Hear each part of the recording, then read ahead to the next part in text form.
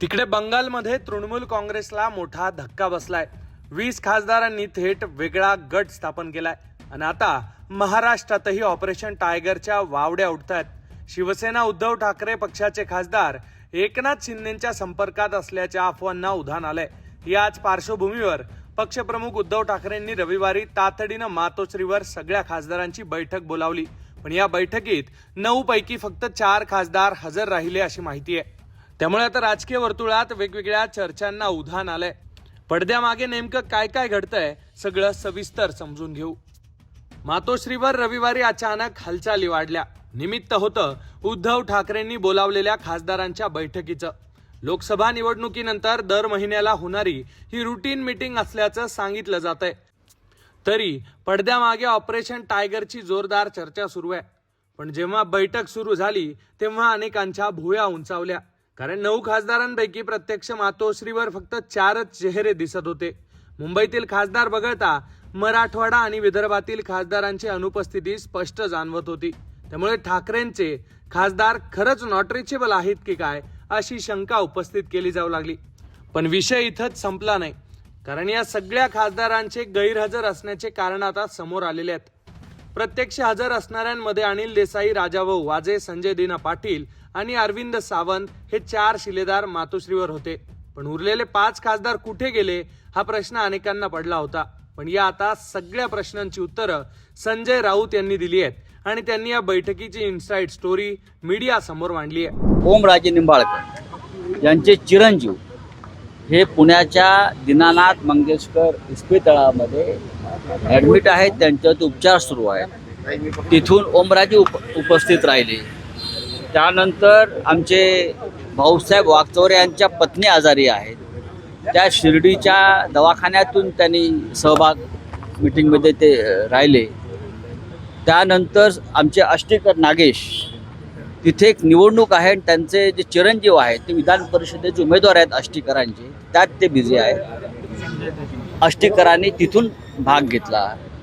यवतमाळ वाशिमचे खासदार जे आहेत संजय देशमुख, त्यांच्या घरी मंगल कार्याचं काम सुरू आहे, मुलीच्या लग्नासंदर्भात काही बैठक आहे, त्यांनी त्यांच्या घरून या बैठकीमध्ये ते सहभागी झाले आणि 9च्या 9 खासदार या बैठकीत सहभागी झाले अशा पद्धतीनं। आणि उद्धवजींनी मार्गदर्शन केलं आणि परत पुढल्या महिन्यामध्ये अशा प्रकारची एक मीटिंग होईल आणि काही खासदार जे आजच्या बैठकीला प्रत्यक्ष येऊ शकले नाहीत ते पुढल्या 2-3 दिवसामध्ये मातोश्रीवरती येतील। संजय बंडू जाधव यांचा सुद्धा शिवसेना पक्षप्रमुखांशी संवाद झाला आणि ते 2 दिवसामध्ये प्रत्यक्ष येथे हजर राहतात। खासदारांच्या अनुपस्थिती मागचं जे राजकारण राऊतांनी सांगितलंय ते ऐकून अनेकांचा जीव भांड्यात पडलाय, तर काहींची उत्सुकता वाढलेली आहे। हिंगोलीचे खासदार नागेश पाटील अष्टीकर यांचा मुलगा विधान परिषदेची निवडणूक लढवतोय, त्यामुळे ते ऑनलाईन उपस्थित होते। यवतमाळचे खासदार संजय देशमुख यांच्या घरी मुलीचं लग्न कार्य होतं, त्यामुळे ते लगीन घाईत असल्यानं ते येऊ शकले नाही। तर दुसरीकडे पक्षाचा हुकुमी एक्का मानले जाणारे ओमराजे निंबाळकर आणि भाऊसाहेब वागचौरे हे सुद्धा कौटुंबिक आणि वैद्यकीय कारणांमुळे ऑनलाईन बैठकीत उपस्थित असल्याची माहिती आहे। अगदी परभणीचे खासदार बंडू जाधव हे सुद्धा धोंडे जेवणाच्या कार्यक्रमामुळे येऊ शकले नाहीत अशी चर्चा आहे। त्यामुळे बंडाची चर्चा जरी गरम झालेली असली तरी खासदारांच्या गैरहजेरीची कारणं ही अराजकीय असल्याचं आता तरी समोर येत आहे।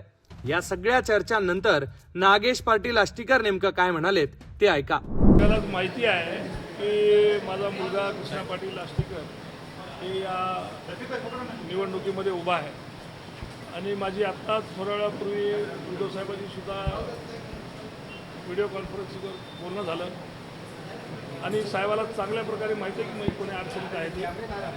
त्यामुळं मी आपल्या सर्वांना प्रेसच्या माध्यमातून सांगू इच्छितो की आम्ही उद्धव साहेबांच्या सोबत आहोत, कुठंही कधीही गेलेले नाही आहेत।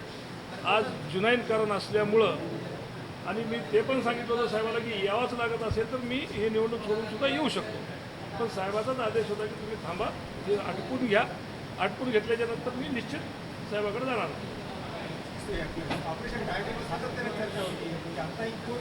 तो विषय मी तुम्हाला खूपदा आपला चॅनलच्या माध्यमातून मी सांगितलेला आहे, कुठलंही ऑपरेशन टायगर फिगर काही नाही आहे।